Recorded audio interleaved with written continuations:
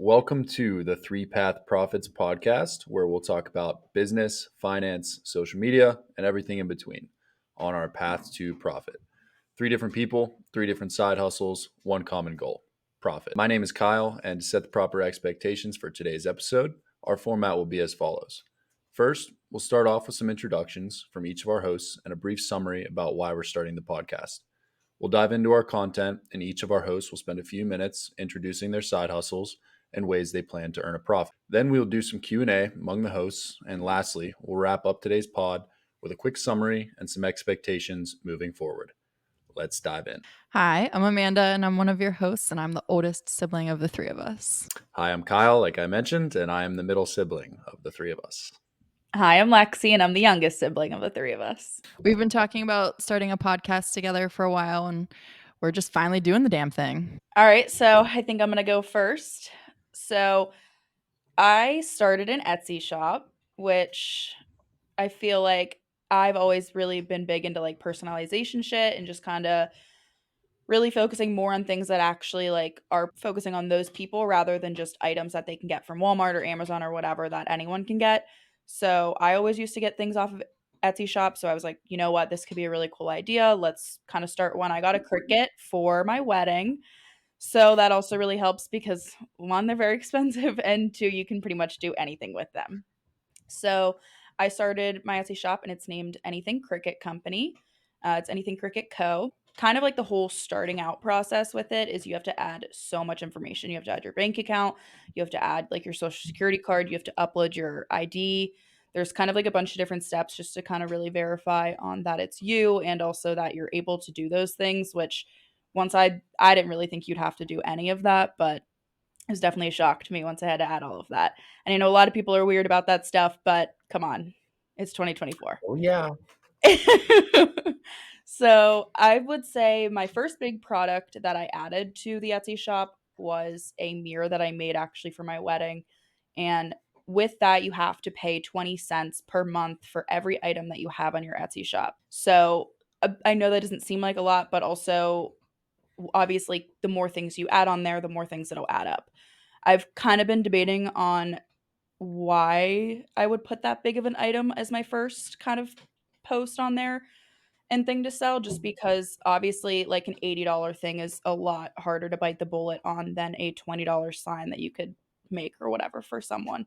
So I'm kind of going back and forth on should I take that down, start with something smaller, and then work my way up to that once I have a more credible page and also shop. So also too, they'll calculate all of the shipping costs for you, which is really nice. So you don't have to worry about anything. You can get the shipping labels through them. You just have to pay a little bit extra for that, which I would much rather do that than go to the UPS store and just do that anyway. I could just print the FedEx slip at my house and be able to slap it on a bag. But I would say kind of also too, what's the best marketing strategy for me on where to post this?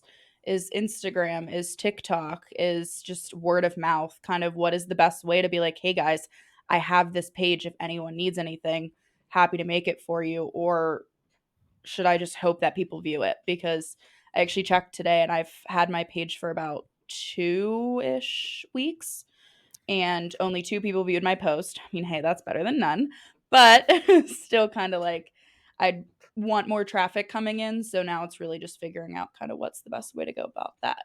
So that's kind of like my whole like start ground of my Etsy shop. Obviously, there's a lot of things in motion that you kind of have to think about what's the best to go around, but I would say that's the big things on really starting that. So I like it. That's cool. That's two is better than none for sure. And getting yeah, started is definitely the hardest part.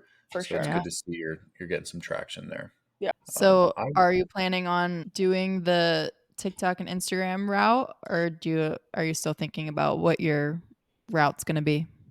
I'm thinking definitely at least Instagram for sure. I don't really have a big following on TikTok, so I don't really know how much traction that would get me right now.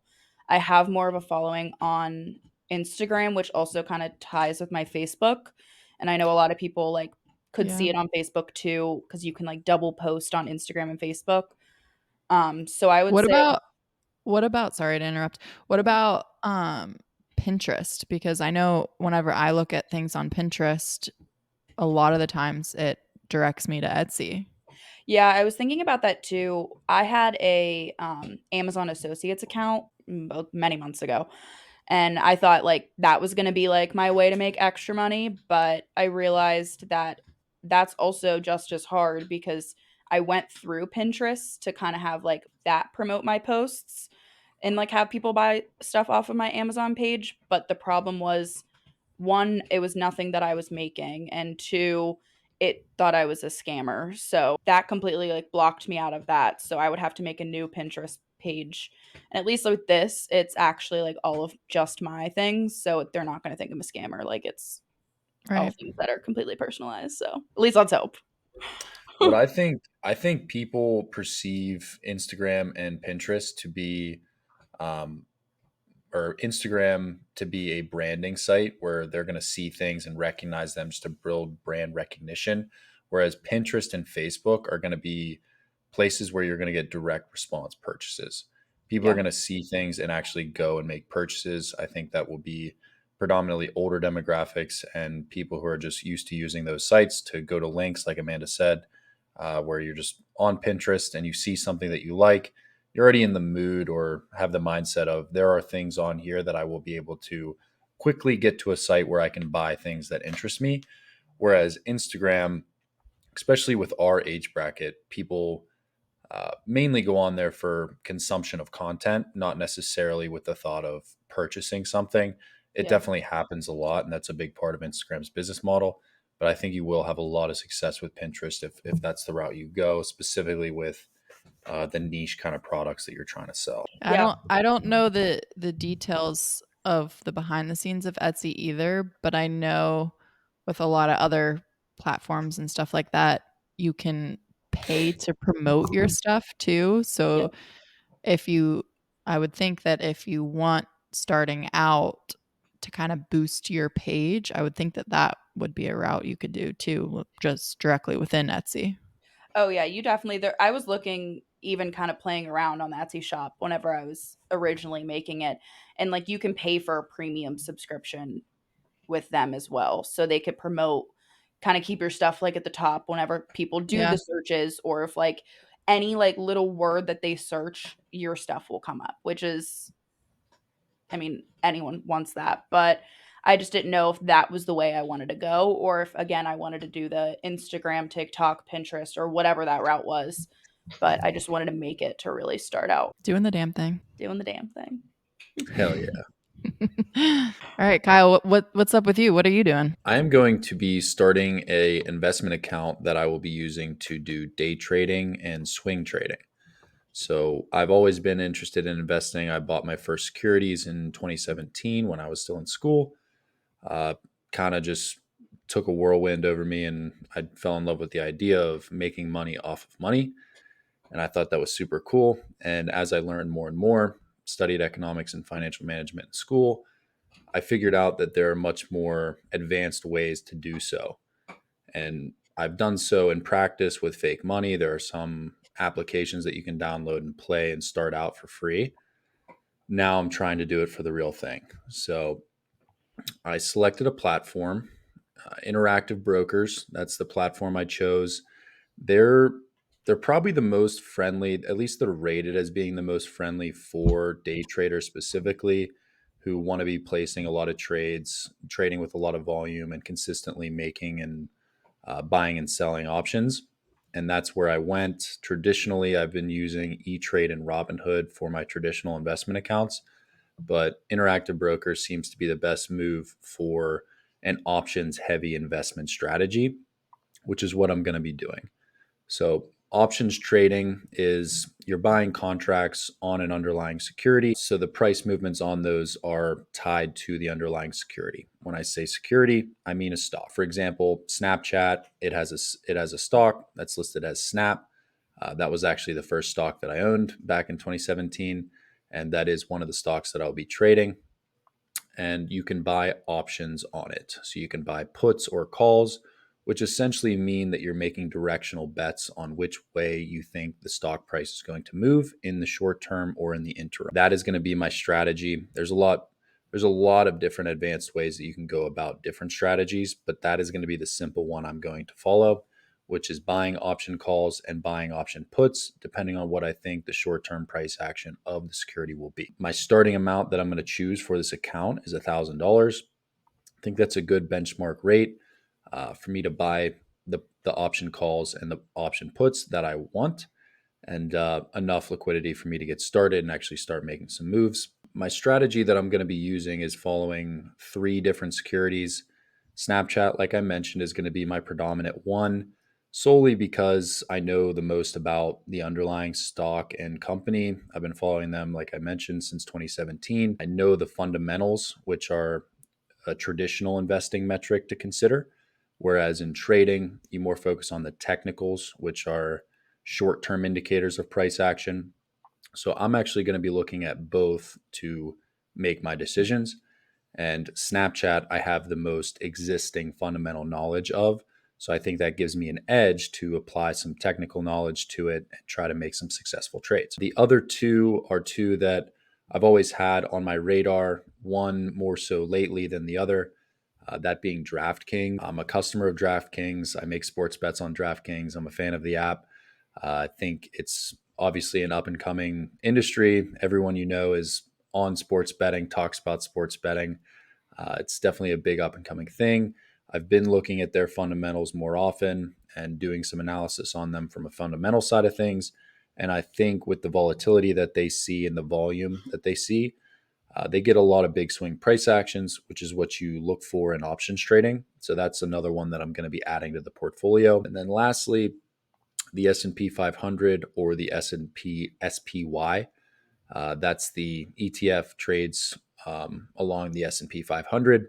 That's what most day traders trade. It has a ton of volume. It has everything that you look for in option calls. And it's just a super easy one to trade when you're getting started. That's kind of one that I'll incorporate, but I'll mainly focus on Snapchat and DraftKings. So setting some goals and guidelines for what I'm hoping to achieve. My first month goal is really just to earn a profit of any amount for my first month. I'm going to be somewhat aggressive, but mildly conservative at the same time. I want to take this slow, practice, and learn without taking too much risk that I have to input more capital to continue going. This account is more or less going to be a learning experience. I'm not necessarily trying to earn enough profit to supplement my income yet with a simple $1,000 trading account. So the first month, I'm really just trying to either break even or earn a profit so that I can get some experience and move things forward. A 6-month goal, I'd love to have a 25% return in options trading. That's a very realistic goal for a 6-month time period with the price actions that we see. And then my 1-year goal would be amazing to have a 50% return. Again, with price actions and the experience and learning curve that I hopefully will achieve, I think that's a reasonable goal for me. Guidelines that I'm going to have in place for myself just to stay disciplined. I'm only going to be making trades on Mondays. So Mondays are historically down days in the market. So I definitely will be placing a lot of put contracts. Those are just going to be the days that I buy contracts. It's not necessarily going to be the days that I sell contracts. I will buy and sell on the same day, but I will sometimes swing trade where I buy on Monday and I wait out the week, or I wait out 2 or 3 weeks if I think a momentum shift is happening with the stock that's going to play out longer than a short term of a 1 to 2 day. So I'm only going to be placing trades from a buy perspective on Monday with different sell structures throughout the days. I also will be checking my progress daily and updating my trade logs where I keep track of everything, making sure that I have everything documented so that I can see where I did well, what I didn't do well, so that I can go back on it and learn from. The last main guideline, which is probably the most important from a conservative standpoint, is just to input stop losses and limit orders on every trade. So what you can do is, if I enter a position where I buy 10 contracts of Snapchat and I set a limit order that targets a certain amount of profit on that trade, so that even if I'm at work and not able to be on my phone or my computer making trades, it will execute the trade for me without me having to go in and do it. The other thing is a stop loss, which is essentially the same thing, but limiting the amount of losses that you're exposed to. So if the price goes up and it hits a certain level of profit, it will automatically execute the trade and reverse on the downside. So if the price of the trade isn't going my way, it'll hit a certain price and execute that to limit my exposure. Just a little bit recap on the fundamentals and the technicals. I will be focusing mainly on technicals for my trading analysis, but with an emphasis on the underlying fundamentals. I'm choosing these stocks and these tickers for reasons because I have a history of following them and I understand the underlying business models, which I think gives me an edge to apply the technicals to these companies. So, just a definition of the two. The fundamentals are really how you decide what a company's market value is. That's everything from its revenue, its earnings per share, all of the business metrics that any company would track. And then technicals are short term volume and price action. I've said price action a lot. It's really just indicators that say whether the price is going to go up or down in the short term. And I will get into a lot more about what those are in future episodes. So to recap, that's kind of what I'm doing. I'm using Interactive Brokers. I think they're good for option calls, and that's going to be my strategy. Starting out with $1,000, and hopefully over this next month of episodes, I will earn my first profit. I like it. Now, for I don't know about you, Lex, but for people like me, you said a lot of words that I have no idea what the heck they mean. So maybe we can learn something, Lex, in this too, because no idea. My only experience with I have one friend that does day trading, and he was talking about how there's a limit on the amount that you can day trade. So I know you said you're only doing it on Mondays. If you wanted to do it more, is that true? Is there a limit on it? So he most likely was using Robinhood, and that's my favorite trade, or that's my favorite investing platform. I use fundamental investing, and just my regular portfolio is on Robinhood. It's not the most ideal for day trading because they have those limits in place. They do payment for order flow, so they don't actually charge you a specific dollar amount for your trades. So that being said, they're going to limit the amount of trades that you can Mhm. do because of that. So, That makes sense. right. And that's where Interactive Brokers is more friendly to options trading because they do charge a small fee for the options trade. So, in theory, to answer your question, I could trade as many times as I wanted to on any given day with any dollar amount. The Monday thing is just a guideline that I'm having in place. Right. It's not specific to that trading platform.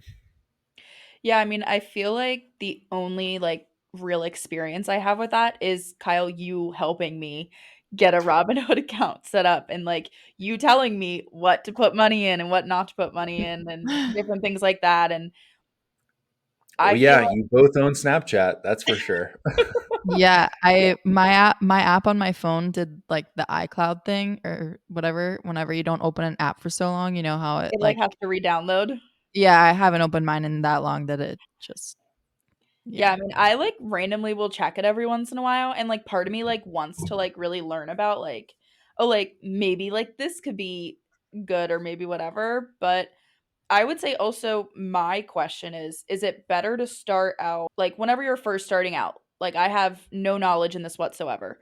Should I be focusing more on like the short term or the long term? Certainly the long term. Just to backtrack a little bit, because it's so amazing to me that you guys don't check it that often. I check it. I check my Robinhood probably 35 times a day. Like it's like 35 different pickups that I'm checking it. That's probably a little bit of an exaggeration, but it's at least 10 every single day. As soon as it hits 9:30, and if I'm not in a meeting or something, I'm checking it immediately, and I know exactly what's in there and how each different stock is moving every day, just because I'm probably a little obsessed with it. So the fact that you guys can go that long without pulling it up and seeing what's going on is just a little baffling to me. But to answer your question, Lex, Clearly not my path to profit.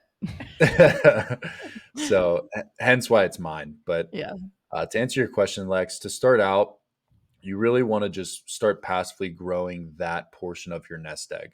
So it's not necessarily about what you buy, it's just that you are buying. Most people, when they're our age, they think, I should just pile all my money into a savings account because I don't know anything, which is essentially what you just said. And that's not necessarily the best idea, where just getting yourself exposed to the markets and hopefully, this is again wild that you guys don't check it, that you have money at risk in the market should entice you to check it more often. But my thought process is, though, if I'm doing this for the long-term aspect, I'm not planning on selling it anyways, so what do I Mhm. care if it's going down today? You know what I mean? That leads It's me to my next point of it's not just about putting money in there, it's about the consistency of putting money in there. Mhm. Whereas checking it gives you knowledge of buy and price points. So if you're checking it once a week or once every 2 weeks when you get paid, and you're putting, say, $100 in every 2 weeks when you get paid,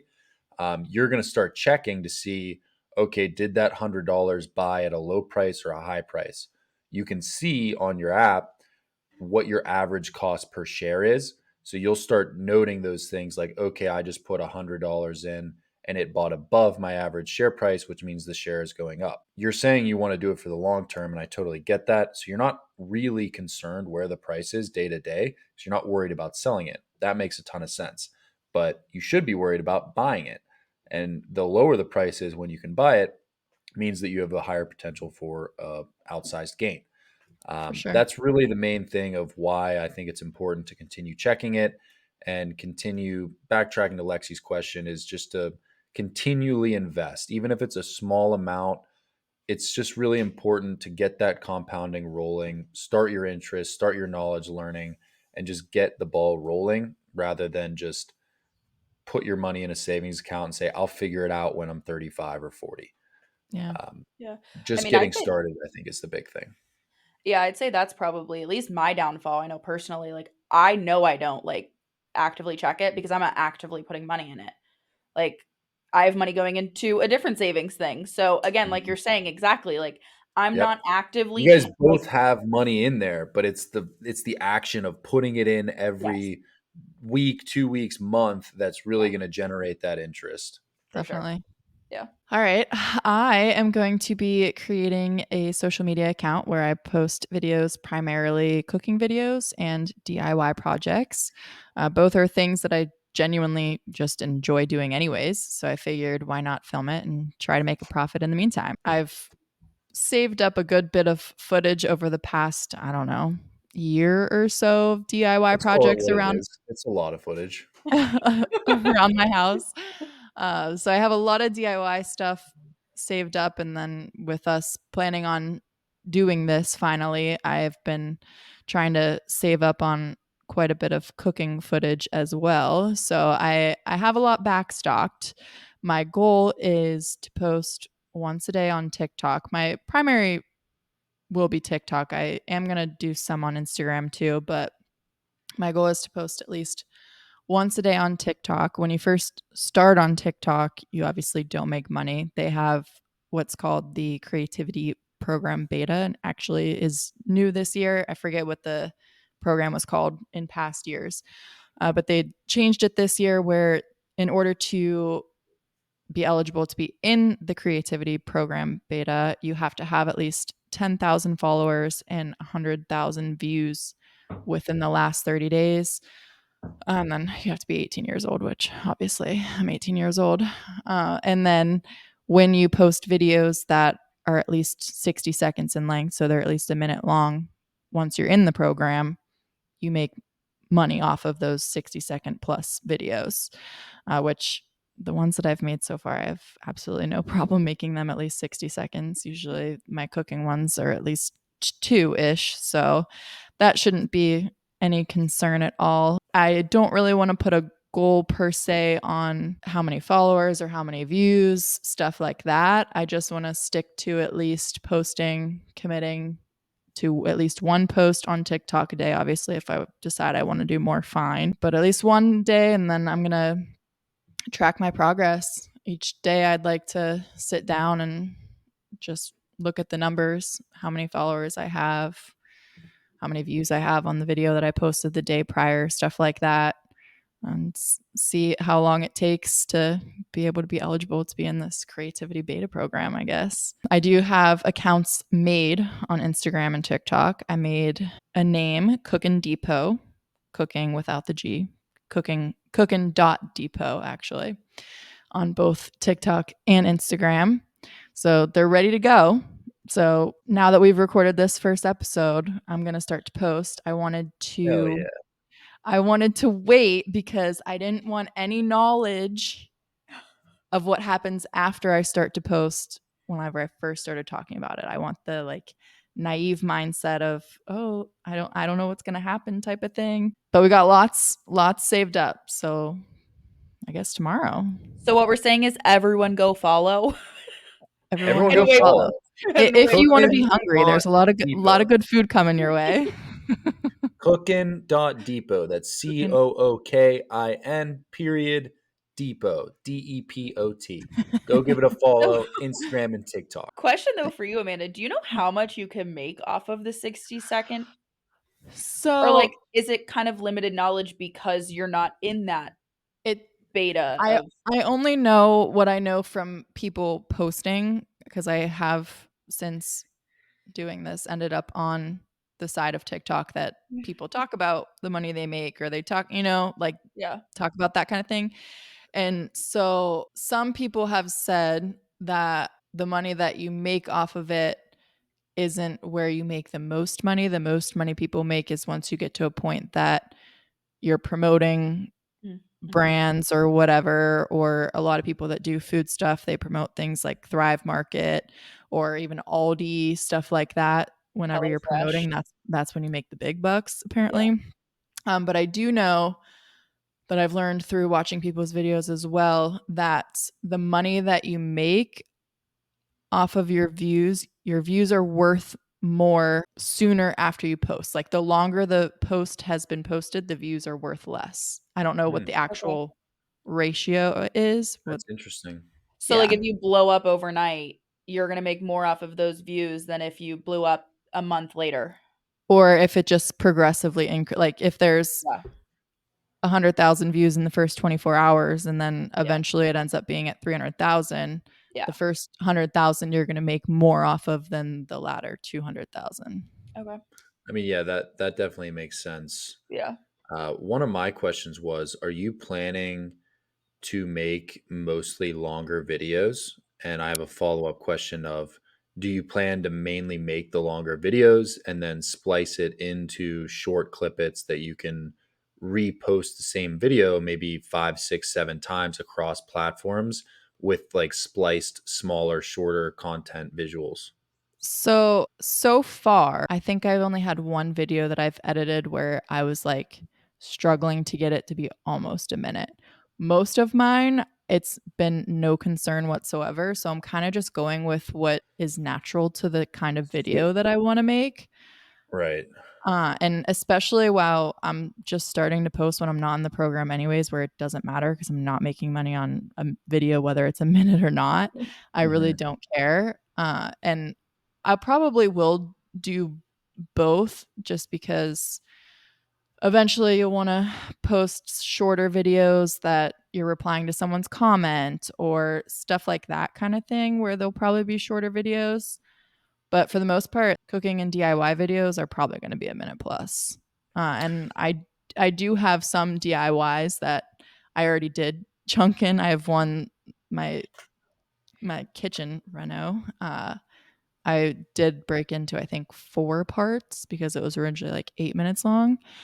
I'm like, I wouldn't even want to sit here and watch a TikTok that's 8 minutes long. So definitely breaking them down to a point where they're not too long, but I don't think I'll have a problem making them at least a minute. So it sounds like you definitely benefit from the type of content that you're looking to make for that. And it sounds like that is your goal to start out, is just to generate enough views that you start earning dollars off that, even if it's not much, until you gain a viewership where you think you can successfully pass off like direct response advertising. Right. And then that leads me to my next question, which is, have you thought about specific brands that you might want to represent or add to your page, like a HelloFresh, where I know most of your stuff right now is DIY, where you're mainly making things from scratch, but have you thought about testing out make it at home meals like HelloFresh and promoting something like that? Haven't honestly given it much thought, but I wouldn't be opposed to it either. I know a lot of people promote HelloFresh, especially. I wouldn't be opposed to it. It's nothing that I've ever tried. I You've never tried it? No. I've had Well, it. maybe like once at dad's house, but I've never, as an adult, I've never bought it myself. It's very good. But I wouldn't want to promote it if I don't actually like it. So the fact that I've never tried it, I would have to actually like try whatever it is Hmm. before I'm going to promote it. I want it to be a genuine promotion. That's So fair. I guess my follow-up question to that is, are you going to be picky on if a company says we want to endorse you and have you promote us? Are you going to be picky on being like, no, I don't want your money? Or are you Here's going a to be hundred like, dollars for this post to make a exactly? HelloFresh Or meal. are you going to say, you know what, never mind, I want the money? Yeah, Yeah. I feel like the way you stay genuine and keep your followers is to not just do it for the money kind of thing. In Authenticity. the Yeah. long run, you're going to be better off because your followers are going to appreciate it and they're going to continue to follow you instead of because I've done exactly that. When you can tell a person's gotten to a point where they're only using social media to make money, it's annoying and then you Mhm. unfollow them. Oh yeah, I mean, I've had that happen too. I've Yeah. like, especially like with all the people with like the makeup and like trying different things out. I was Yeah. like, yeah, no, not done with you because I could tell you're Yeah. just saying you like it because they're promoting you. Yeah. That actually brings like a big point about why we're starting the pod and why I think our podcast is pretty cool and like our idea behind it is cool is because we're not necessarily trying to build the podcast and like our brand of Three Path Profits to generate a profit from it itself. If it does, that's awesome. But we're really focusing on specific ways we as individuals are making that profit. And I think that goes to the That's cool. authenticity piece that you I just put together. Yeah. I actually didn't even think about it in that way, and that's actually really cool, yeah. Yeah. And it's not like any one of us is doing this as our sole career, you know? Yeah. So we're just trying these different routes to see if we can make a profit and just Mhm. document it, you know, Oh document yeah, our progress and share Yeah. our experiences, whether it be good or bad, what we learned, our mistakes, what we do differently, just so that maybe someone won't do the same thing we did, or And maybe they will because because it turned out awesome. like you already said, Amanda, I feel like we're all doing things that we would have enjoyed prior Yeah. to doing them. We're not like it's not Yeah. like we're just like pulling something out of our ass and being like, "Oh, let's go make money off of it." Like Yeah. you like doing all the DIY and cooking things. I like Mhm. doing personalized, like making things for people and trying to be creative. And Kyle's obsessed with like economics and the stock market and everything. So like it's all things that we already loved. We're just now trying to see if we can make money off of it. Facts. I think what's cool is the documentation piece that you mentioned, just that we're really just using this to document our progress, Yeah.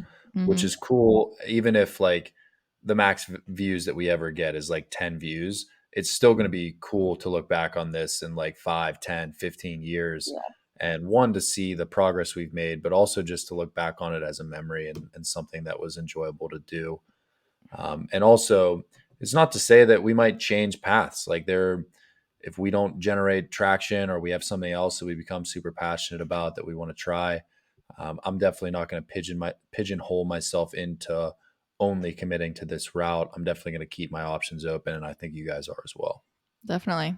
Yeah, Definitely. for sure. All right. Well, I think we're kind of getting near the end, so I'll kind of go into our little exit. We want to thank you guys for listening, encourage you to leave comments or questions to help us improve moving forward on anything, whether that be what we're talking about, if we should be asking more questions, or you guys asking us if you guys have questions, we'd be more than happy to answer those as well.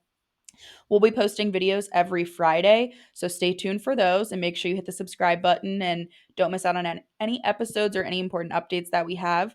Please go tell everyone to come listen to us and kind of follow along with our journey and follow us on all of our social medias. We have a TikTok and Instagram at Oh yeah, three. we didn't We didn't even talk about this social media. We were talking Nope. about all of That's our why I'm info. saying we promoted Amanda's Cooking Depot, but we didn't talk about ours. So Yep. we have a TikTok and Instagram as well for this 3.path.profits.